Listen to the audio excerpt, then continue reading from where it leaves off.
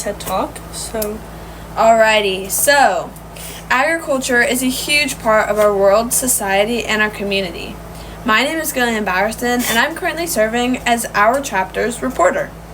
Agriculture is a huge part of my everyday life, which allows me to be successful in so many opportunities. To say the least, agriculture is often one of the most brushed off topics because most just assume that it's only about farming and crop production. My name is Chloe Martz. I'm a member of the FFA, a national organization that builds leaders and promotes agriculture through the next generation. Today, I hope to enlighten you about what agriculture truly is and encourage you to take a look into how it affects you every day.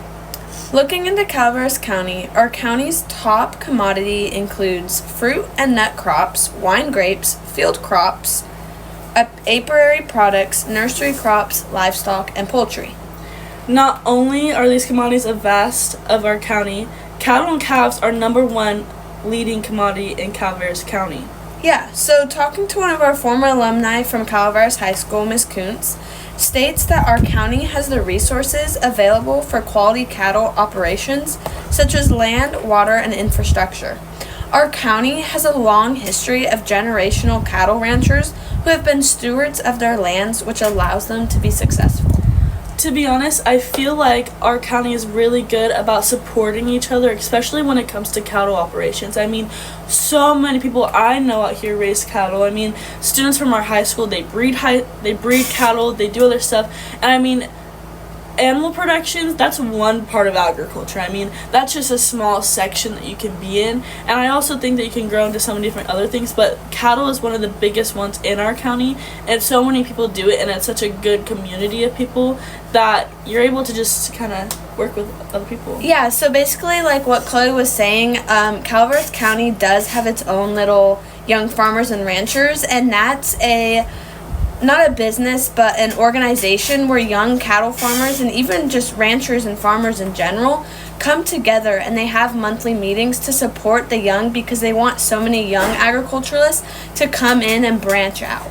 Now, I understand, like, agriculturalists, that may sound like a little bit of a cult. Kind of sounds culty sometimes, but it's not. Truly, agriculture affects you every day, whether or not you see it.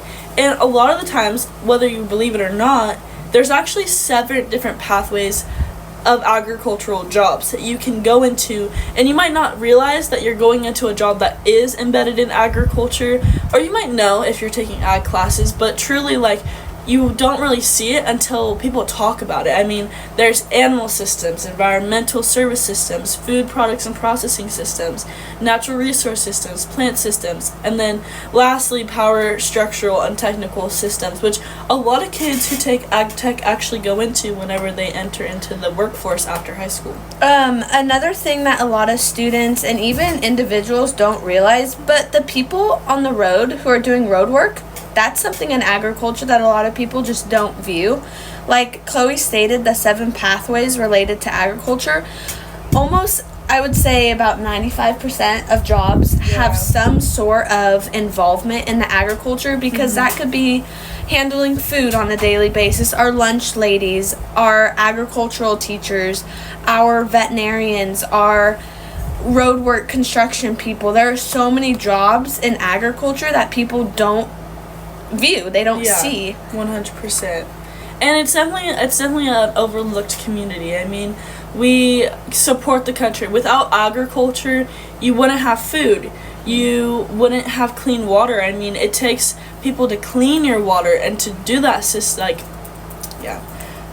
but like, truly, like, you have water because of a production that cleans water and filters it, but that's a system in agriculture. That's a water system. That's something that people do. Your food, that comes from farming and crop production. That is one of the biggest parts. I mean, without that, and then also, like, meat that you buy at the store, that's meat production. That's something that is agriculture. That's, like, when you go to the store, that's agriculture. I mean, truly, you are buying into these people's lives. When you're buying food at the grocery store, you're paying for that farmer's family to live and to live off the land. I mean, they don't produce stuff for themselves. They produce stuff for the United States. They produce stuff for other people to live and to eat, and they just want to make sure everything is good. Yeah, so like Chloe was saying, our high school actually offers an animal science class, and we're both in that class right now, and something really cool is we're learning the carcass. We're learning about the good meat cuts, the USDA quality, the different USDA letters. We have A, B, C, and D. Yep, we've learned how to grade meat products. We've learned how to grade eggs, dairy. We've learned pretty much every part of that, and we have a better understanding and a better appreciation for what these people actually do, because you don't think about it every day. You have to actually sit down and take a class to understand. Then that's something that I feel like everybody should do. You should really truly be grateful for the things that these producers do, because agriculture is just, agriculture is agriculture, and I just love it. Before we run out of time, I do think that we should talk about FFA and leadership. That's kind of what we said we both were in our beginning. Currently, I've served on the officer team for the past 2 years.